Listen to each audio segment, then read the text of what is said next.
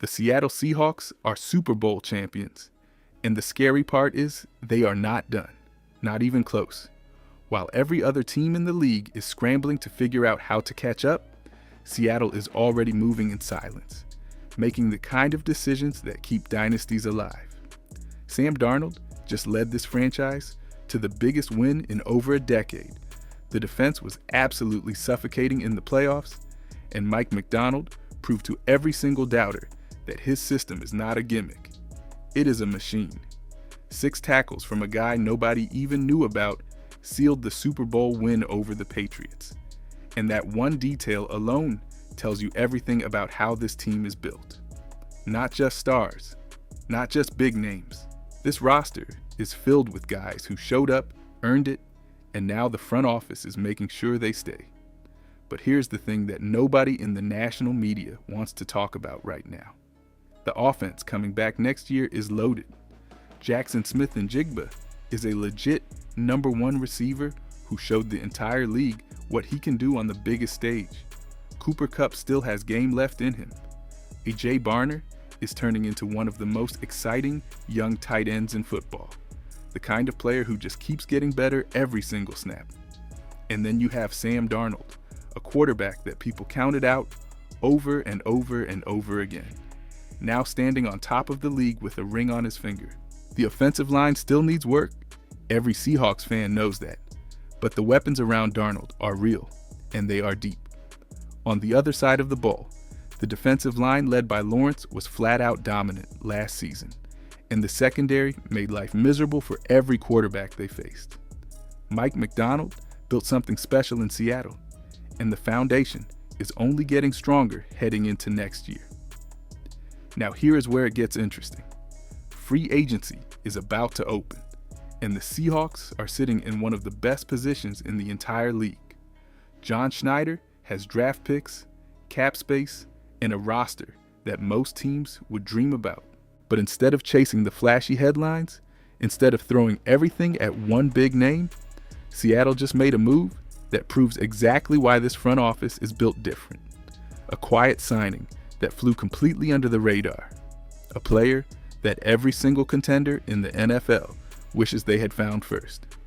And the price they paid for him is going to blow your mind. But before we get to that, there's one name that was tied to Seattle for months. A deal that could have changed the entire shape of this defense.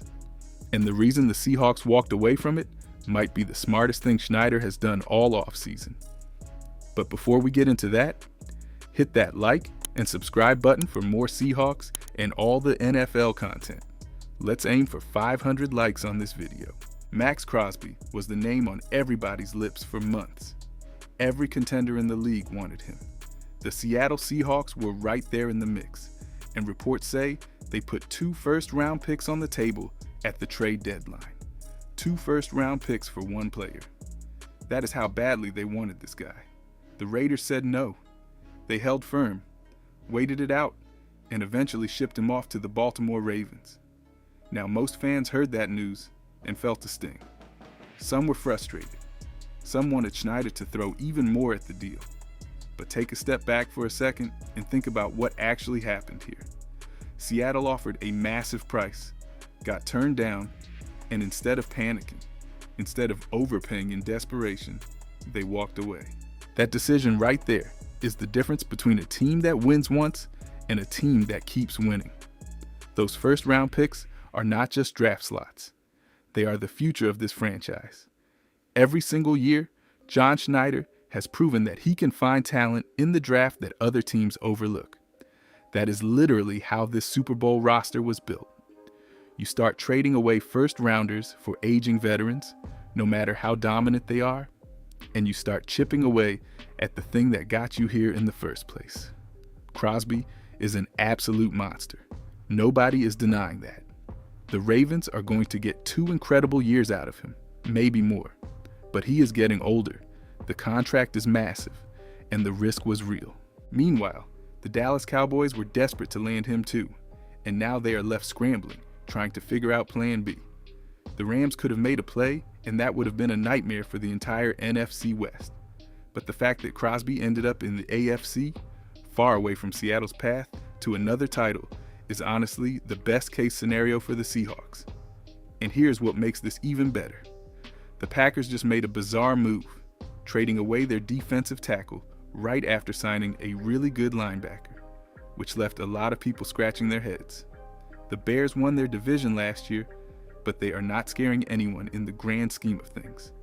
The NFC is wide open, and Seattle did not have to mortgage their future to stay on top of it.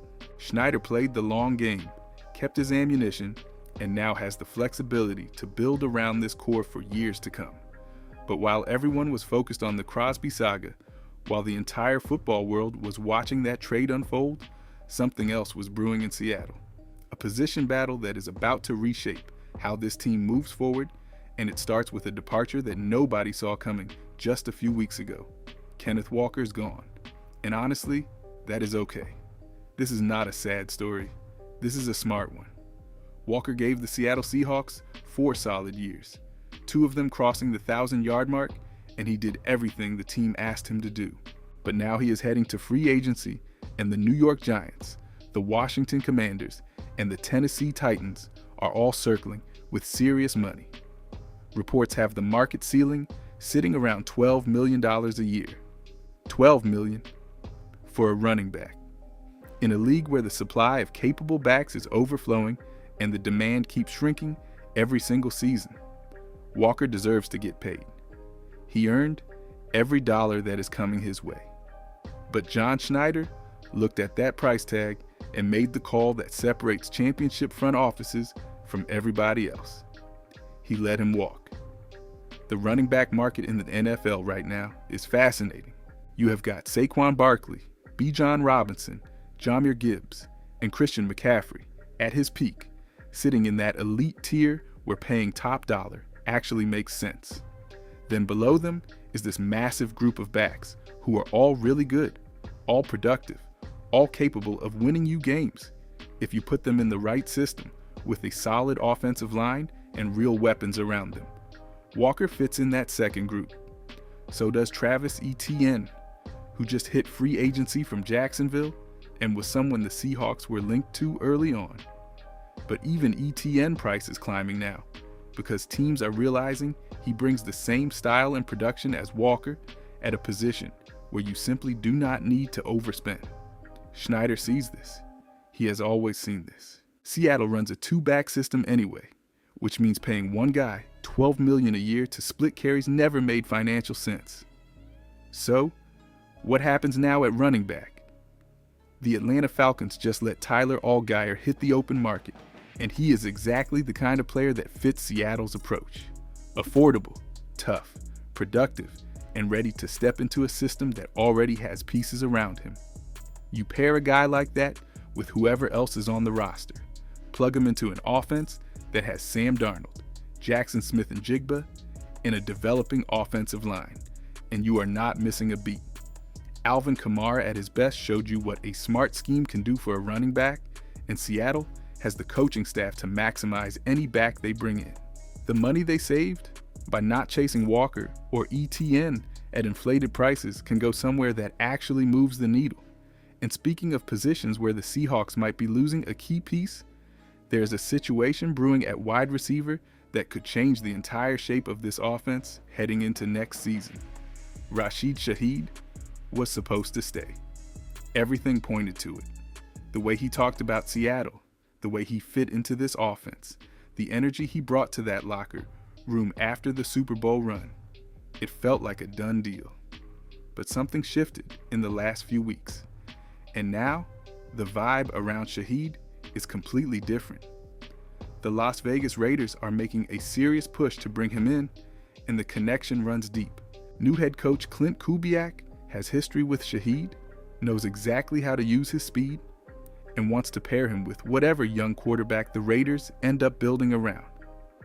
The rumor is Fernando Mendoza is the guy they are targeting in the draft, and giving a first-year quarterback a weapon like Shaheed, who can take the top off any defense and score touchdowns in the return game, is the kind of move that makes too much sense for Las Vegas to pass up.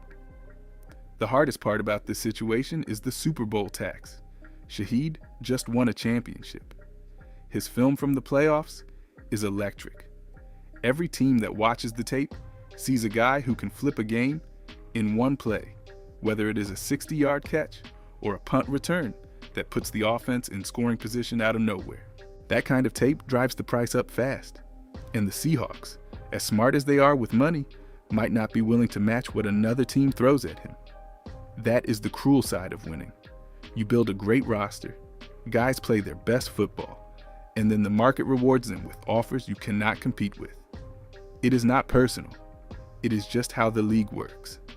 And for Shaheed, after years of grinding and proving himself, nobody can blame him for chasing the biggest contract he can find. But here's why Seattle does not need to panic. Jackson Smith-Njigba is not going anywhere. He is the heartbeat of this passing attack, a true number one who showed up in every big moment last season. Cooper Kupp still has the route running and the hands to be dangerous for at least one more year. A Jay Barner is developing into a safety valve that defenses have to account for on every snap, and the depth behind them is real. Losing Shaheed would sting, no question. His speed and his return ability are not easy to replace. But this roster was built with layers, and the Seahawks have enough firepower on offense to absorb the hit and keep rolling. The real question is not about what Seattle might lose this offseason. The real question is about a signing they already made that proves. This front office sees things other teams completely miss, a move so quiet, so under the radar, that most fans do not even know it happened yet. Every team in the NFL is out here chasing the big splash. The trade that breaks the internet. The free agent signing that dominates every talk show for a week straight. And while all of that noise is happening, the Seattle Seahawks went out and signed Drake Thomas to a 2-year deal worth up to $8 million. Read that again. $4 million a year for a starting linebacker on a defense that just won a Super Bowl. This is the kind of move that does not make headlines. This is the kind of move that wins championships. Thomas was an undrafted free agent who went to the Las Vegas Raiders, could not stick there, and found his way to Seattle where everything changed. He went from a guy that nobody wanted to a guy who played meaningful snaps on both defense and special teams every single week of the season. And when it mattered most, in the biggest game of the year, he stepped up with 6 tackles against the New England Patriots to help seal the title. What makes Thomas so special is not just the production, it is the profile. His PFF grade jumped to a 73 last season, which is legit starter-level production. He logged snaps on the defensive line, in the box, and even in the slot. The coaching staff moved him around like a chess piece, and he delivered everywhere they put him. But the measurables tell an even crazier story. His overall RAS score is a 6.29 out of 10. That sounds average until you break it down. His height, weight, and bench press numbers are all below the threshold. He is shorter than most linebackers, lighter than most linebackers, and not as physically strong on paper. Every traditional scouting model would have told you to pass on this guy. But then you look at the athletic testing and everything flips. His 20-yard split scored a perfect 10. A perfect 10. That is the best mark they have ever recorded for a linebacker. Clay Matthews just talked about this on Bussin' with the Boys, how the 20-yard split is the single most important measurable for a linebacker because the position is all about short burst explosiveness every single play. His 40-yard dash was solid. His shuttle and 3 cone times were strong. His vertical jump popped off the charts. This is a player who does not look the part on paper, but becomes a completely different animal when the ball is snapped. And Seattle got him for the price of a backup, $4 million a year, for a guy who proved on the biggest stage that he belongs on a championship defense. Compare that to the $12 million per year teams are about to throw at running backs, or the massive contracts edge rushers are commanding, and you start to understand why the Seahawks keep finding ways to stay ahead of the rest of the league. Leonard Williams was the big name signing that everyone noticed. Drake Thomas is the one that keeps the engine running, but the defense is not done making moves. There's one more name tied to Seattle that could turn this secondary from great into something nobody in the league can figure out how to attack. Most people thought the door was closed. When the Seattle Seahawks re-signed safety Taiwo, the assumption across the league was simple. Kobe Bryant is not coming back. The money is not there. The roster spot is filled. Move on. But then Jeremy Fowler from ESPN dropped a report that flipped the entire conversation on its head. Seattle is actively trying to bring Bryant back, and Bryant himself wants to return. That is not speculation. That is not a rumor from some random source. That is one of the most connected reporters in football telling you that both sides want this to happen. The problem is not desire, the problem is the price tag. Other teams are circling with bigger offers, and Bryant is one of the hottest names on the defensive side of the free agent market right now. This is a tug of war, and the next few days are going to decide which direction it goes. Mike Macdonald does not just like Kobe Bryant. He loves the way this guy plays. There's a difference between a coach who respects a player and a coach who builds his scheme around a player's strengths. Macdonald falls into that second category when it comes to Bryant. The energy, the instincts, the physicality and coverage, all of it fits exactly what this defense needs to keep evolving. Losing him would not destroy the secondary. Seattle is too deep and too well coached for that. But keeping him turns a really good unit into something that offensive coordinators across the league lose sleep over. And that gap between really good and impossible to crack is where championships live. Every team that made a deep playoff run last season had that one extra piece in the secondary that made everything click. For Seattle, Bryant is that piece. Now, there's another name floating around that connects back to this whole picture. Boy Mafi is sitting in free agency, and it has been surprisingly quiet. He is the kind of outside linebacker and edge rusher who fits specific schemes. And not every team runs the type of defense that maximizes what he does. But the Dallas Cowboys are suddenly in the market after losing out on Maxx Crosby, and Maf could be the pivot they make. If Dallas swoops in and signs him, that is one less pass rusher Seattle has to worry about facing twice a year in a loaded NFC. The dominoes are falling fast across the league right now, and every move another team makes either helps or hurts the Seahawks going forward. But the real thing that should have Seattle fans feeling confident about next season has nothing to do with free agency at all. It is the schedule. And when you actually sit down and look at what the Seahawks are facing in 2026, you might be shocked at how clear the path back to the Super Bowl actually looks. The Seattle Seahawks get the first place schedule as defending Super Bowl champions. But when you break it down game by game, this is not the gauntlet everybody expected. Home matchups against the Arizona Cardinals, New York Giants, Dallas Cowboys, and Carolina Panthers feel like near locks, and games against the Las Vegas Raiders with a first-year quarterback, the Chicago Bears, and the New England Patriots in full rebuild mode push the winnable total to 8 or 9 games before you even reach the hard ones. The real tests are absolutely there, with the Philadelphia Eagles, Kansas City Chiefs, Denver Broncos, with Bo Nix in his second year, and divisional wars against the Los Angeles Rams and San Francisco 49ers twice each.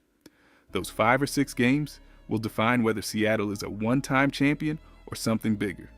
But when you stack the tough matchups against the winnable ones, the math leans heavily in the Seahawks' favor. The road back to the Super Bowl is not easy. It never is. But for a team built the way Seattle is built, the path is absolutely there. Most defending champions crumble under the weight of the salary cap, free agent departures, and every team scheming specifically to beat them. But the Seattle Seahawks are not built like most teams. Sam Darnold is the perfect proof. A quarterback the entire league gave up on who landed in Seattle, got the right coaching and weapons, and led the franchise to a championship. People compare him to Jared Goff, and the comparison is fair. Both are incredibly accurate, both make smart decisions under pressure, and both proved that accuracy and timing win in January and February, while flashier quarterbacks like Lamar Jackson and Caleb Williams chase highlights. The first-round picks are still in the vault. The defense has a young core only getting better in Mike Macdonald's system, And the front office just proved they can find a starting linebacker for $4 million a year and a franchise quarterback nobody else believed in. While other teams throw massive contracts at running backs and trade away futures for rental players, the Seahawks are stacking depth, building culture, and playing the long game under John Schneider. Seattle is not here to celebrate what happened last year. They are coming back for more.